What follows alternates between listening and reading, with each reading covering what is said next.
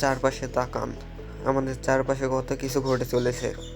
পৃথিবীতে কত রকমের প্রাণী, কত রং, একটা বিশাল রঙিন তাঁত। প্রতিটি প্রাণী, প্রতিটি রং এই বিশাল তাঁতের একটি অংশ। কিন্তু একটা প্রজাতি সবার থেকে আলাদা। তারা শুধু এই তাঁতের অংশ নয়, তারা তাঁত বুনতে জানে। একটা প্রজাতি শহর বানিয়েছে, তারা দেখতে গেছে আর পরমাণুর গোপন রহস্য বের করেছে। তারা মহাকাশে পাড়ি দিয়েছে, বিজ্ঞানের অগ্রগতির শিখরে পৌঁছেছে। সেই প্রজাতি হচ্ছে আমরা, মানুষ। আমরা একসাথে কাজ করি, একসাথে স্বপ্ন দেখি। কিন্তু কেন আমরা পৃথিবীর অন্য সব প্রাণীর থেকে এত এগিয়ে? আমাদের কি এমন বিশেষত্ব আছে যা অন্যদের নেই? এর উত্তর বন্ধুরা লুকিয়ে আছে বিবর্তনের গল্পে, আমাদের অস্তিত্বের গল্পে, আমাদের অতীতে একটি পদক্ষেপে। এটা শুধু শারীরিক পরিবর্তনের গল্প না, এটা মানসিক পরিবর্তনের গল্প, আমাদের চিন্তা ভাবনার গল্প। এটা একটি রোমাঞ্চকর গল্প, বাঁচার জন্য লড়াইয়ের গল্প, মানুষের বুদ্ধির জয়গান, আমাদের সৃষ্টিশীলতার গল্প। আমরা কিন্তু সবসময় পৃথিবীর রাজা ছিলাম না। আমাদের পূর্বপুরুষরা বেঁচে থাকার জন্য সংগ্রাম করেছে। হাজার হাজার বছর ধরে আমরা অনেক বড় আর শক্তিশালী প্রাণীর ছায়াতলে বাস করেছি, তাদের থেকে বাঁচতে শিখেছি। তাহলে কিভাবে আমরা এত উপরে উঠলাম? আমাদের সাফল্যের রহস্যটা আসলে কি? আমাদের বুদ্ধি, আমাদের একতা, আমাদের কল্পনা শক্তি, এই সবই আমাদের সাফল্যের চাবিকাঠি। এর উত্তর কিছুটা লুকিয়ে আছে আমাদের মস্তিষ্কের ভাঁজে ভাঁজে। আমাদের মস্তিষ্কের প্রতিটি ভাঁজ, প্রতিটি কোষ, প্রতিটি নিউরন এক অসাধারণ জটিলতার প্রতীক। আমাদের মস্তিষ্ক প্রাণীজগতের সবচেয়ে বড় নয়, গঠনের দিক থেকেও সবচেয়ে জটিল নয়, কিন্তু এর ক্ষমতা অসীম। কিন্তু এতে আছে একটা বিশেষ কিছু, একটা চিন্তা করার, ভাষা তৈরি করার আর সমস্যা সমাধান করার অসাধারণ ক্ষমতা, যা আমাদেরকে আলাদা করে। এই ক্ষমতাই আমাদেরকে অন্য সব প্রাণীর থেকে আলাদা করেছে। কল্পনা করো, লাখ লাখ বছর আগের আফ্রিকার বিশাল তৃণভূমি। সেই সময়ের পরিবেশ ছিল কঠিন এবং প্রতিকূল। আমাদের পূর্বপুরুষরা ছোট আর দুর্বল, প্রতিদিনই বাঁচার জন্য লড়াই করত। তাদের প্রতিটি দিন ছিল এক নতুন চ্যালেঞ্জ। যারা শিকারীদের বুদ্ধি করে ফাঁকি দিতে পারত, একসাথে শিকার করতে পারত আর পরিবর্তনের সাথে নিয়ে নিতে পারত, তারাই বেঁচে থাকতো। তাদের এই বুদ্ধিমত্তা আর সহযোগিতার ক্ষমতা আমাদের আজকের মানব সমাজের ভিত্তি স্থাপন করেছে। কিন্তু শুধু মস্তিষ্কই পুরো গল্পের সূচনা নয়। আমাদের অগ্রগতির আরেকটা গুরুত্বপূর্ণ কারণ হলো ভাষার মাধ্যমে জটিল চিন্তা ভাবনা প্রকাশ করার অনন্য ক্ষমতা। ভাষার মাধ্যমে আমরা জ্ঞান ভাগাভাগি করতে পারি, একসাথে কাজ করতে পারি আর পরবর্তী প্রজন্মের জন্য জ্ঞান পৌঁছে দিতে পারি। ভাষাকে এমন একটা সফটওয়্যার ভাবো যা আমাদের হার্ডওয়্যার মানে মস্তিষ্কের সম্পূর্ণ ক্ষমতা বের করে আনে। ভাষা দিয়ে আমরা অন্যদের মনে স্পষ্ট ছবি আঁকতে পারি। শুধু তথ্যই নয়, অনুভূতি, ইচ্ছা আর বিশ্বাসও প্রকাশ করতে পারি। আমাদের গভীরভাবে যোগাযোগ করার ক্ষমতা ছিল অভূতপূর্ব। ভাষা আমাদেরকে শুধু তথ্য বিনিময় করতে দেয় না, বরং আমাদের আবেগ, স্বপ্ন এবং আকাঙ্ক্ষাগুলোও শেয়ার করতে দেয়। ভাষার মাধ্যমে আমরা আমাদের সংস্কৃতি, ঐতিহ্য এবং মূল্যবোধ পরবর্তী প্রজন্মের কাছে পৌঁছে দিতে পারি। এটি আমাদেরকে একত্রিত করে, আমাদের পরিচয় গঠন করে। ভাষা আমাদেরকে নতুন ধারণা এবং উদ্ভাবন শেয়ার করতে সাহায্য করে।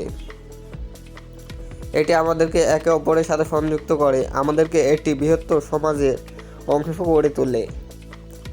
ভাষা দিয়ে আমরা কল্পনার জগতে প্রবেশ করতে পারি, নতুন জগৎ সৃষ্টি করতে পারি। এটি আমাদের সৃজনশীলতার এবং উদ্ভাবনে উজ্জীবিত করে।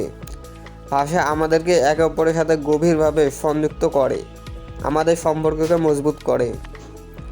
এটি আমাদেরকে একে অপরের অনুভূতি এবং চিন্তাভাবনা বুঝতে সাহায্য করে। এভাবে গভীরভাবে যোগাযোগ করার ক্ষমতা ছিল অভূতপূর্ব। ভাষা আমাদেরকে একে অপরের সাথে সংযুক্ত করে, আমাদেরকে একটি বৃহত্তর সমাজের অংশ করে তোলে। ভাষা আমাদেরকে জটিল সামাজিক কাঠামো তৈরি করতে, পৃথিবীর অন্যান্য যে কোনো প্রজাতির চেয়ে বেশি সংখ্যা এবং আরও ক্ষমতার সাথে একসাথে কাজ করতে সাহায্য করেছে। আমরা নিয়ম তৈরি করতে পারি, বিরোধ মিটমাট করতে পারি আর একসাথে লক্ষ্য অর্জন করতে পারি। বড় দলে একসাথে কাজ করার ক্ষমতা শুধু মানুষেরই নয়, পিঁপড়া আর মৌমাছিরাও এটা স্বাভাবিকভাবেই করে। তাদের সামাজিক কাঠামো তাদের জিনে থাকে। কিন্তু মানুষ ভাষা আর বিমূর্ত চিন্তা করার ক্ষমতা দিয়ে অভূতপূর্ব স্কেল এবং জটিলতার সমাজ তৈরি করতে পেরেছে। উন্নত মস্তিষ্ক, ভাষা আর সামাজিক কাঠামো দিয়ে সজ্জিত হয়ে আমরা আমাদের চারপাশের পৃথিবীকে বদলাতে শুরু করলাম। আমরা উপকরণ আবিষ্কার করলাম, ঘর বাড়ি বানালাম আর আগুন নিয়ন্ত্রণ করতে শিখলাম। আমরা গাছপালা আর প্রাণী পোষ মানালাম, ভব ঘুরে শিকারি থেকে স্থায়ী কৃষক হলাম। কিন্তু আমাদের অগ্রগতি শুধু বস্তুগত বিষয়ে সীমাবদ্ধ ছিল না। আমরা সমৃদ্ধ সংস্কৃতি গড়ে তুলেছি, গল্প, মিথ আর বিশ্বাসের জটিল তাঁত বুনিয়েছি।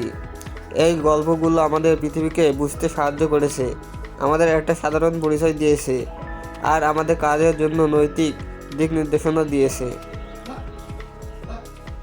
অগ্রগতির ছায়া আসলে একটা দুই ধারওয়ালা তলোয়ার। আমাদের যাত্রাপথে অন্ধকার অধ্যয়নও করেছে। আমাদের নতুন কিছু আবিষ্কার করার ক্ষমতা অভূতপূর্ব ধ্বংসও নিয়ে এসেছে। আমরা যুদ্ধ করেছি, আমাদের সহকর্মী মানুষের পোষণ করেছি আর পৃথিবীকে ধ্বংসের কিনারায় ঠেলে দিয়েছি।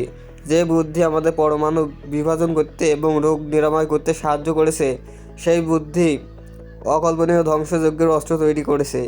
যে প্রতিভা আমাদের প্রযুক্তিগত অগ্রগতিকে উন্নত করেছে, সেই প্রতিভাই আমাদের অতিরিক্ত ভোগ এবং পরিবেশ দূষণের একটি জটিল দিকে ঠেলে দিয়েছে। তাহলে এবার আমরা কোথায় যাব? ভালো আর মন্দের মধ্যে সম্পূর্ণ সক্ষম একটা প্রজাতির জন্য ভবিষ্যতে কি অপেক্ষা করছে? বন্ধুরা, এর উত্তর আগে থেকে ঠিক করা নেই। আমরা আমাদের জিনের দাস নয়, আমরা অতীতের বন্দিও নয়। আমাদের নিজেদের ভাগ্য নির্ধারণ করার ক্ষমতা আছে। আমরা একটা ক্রস রোডে দাঁড়িয়ে আছি, এমন সব প্রতিকূলতার সম্মুখীন হচ্ছে যা আমাদের প্রতিভা এবং করুণার সীমা পরীক্ষা করবে। জলবায়ু পরিবর্তন, কৃত্রিম বুদ্ধিমত্তা, জেনেটিক ইঞ্জিনিয়ারিং, এগুলো কেবল একবিংশ শতাব্দী এবং তার পরের সময় কিছু বিষয়। ভবিষ্যতে ভবিষ্যৎবাণী করার বিষয় নয়, তৈরি করার বিষয়। আমরা লোভ এবং অদৃশ্যতার দ্বারা চালিত আত্মকে ধ্বংসের পথে চলতে থাকি, অথবা আমরা একটা আলাদা পথ বেছে নিতে পারি যা জ্ঞান, করুণা এবং সমস্ত জীবের সাথে আমাদের অন্তঃসম্পর্কের গভীর বোঝাপড়া দ্বারা পরিচালিত হবে। পছন্দটা আমাদের। আমরা আমাদের বুদ্ধি ব্যবহার করে আমাদের এবং পৃথিবীর সমস্ত জীবের জন্য একটা উন্নত ভবিষ্যৎ গড়তে পারি, অথবা আমরা আমাদের অন্ধকার প্রবৃত্তিকে আমাদের ধ্বংসের দিকে নেতৃত্ব দিতে পারি। আমরা একটা অসাধারণ উত্তরাধিকারের অধিকারী, লাখ লাখ বছরের বিবর্তনের মাধ্যমে গড়ে ওঠা একটা উত্তরাধিকার। আমরা গল্পকার, কারিগর, সভ্যতার নির্মাতা। কিন্তু সবচেয়ে গুরুত্বপূর্ণ কথা হলো, আমরা এই ফ্যাকাশে নীল বিন্দুর রক্ষক, যা আমাদের একমাত্র ঘর, মানবতার ভবিষ্যৎ আর পৃথিবীর সমস্ত জীবনের ভবিষ্যৎ। আজ আমরা যে পছন্দগুলি করি তার উপর নির্ভর করে। আসুন আমরা বিজ্ঞতার সাথে পছন্দ করি, আসুন আমরা করুণা বেছে নিই, আসুন আমরা এমন একটা ভবিষ্যৎ গড়ি যা আমাদের অসাধারণ অতীতের যোগ্য।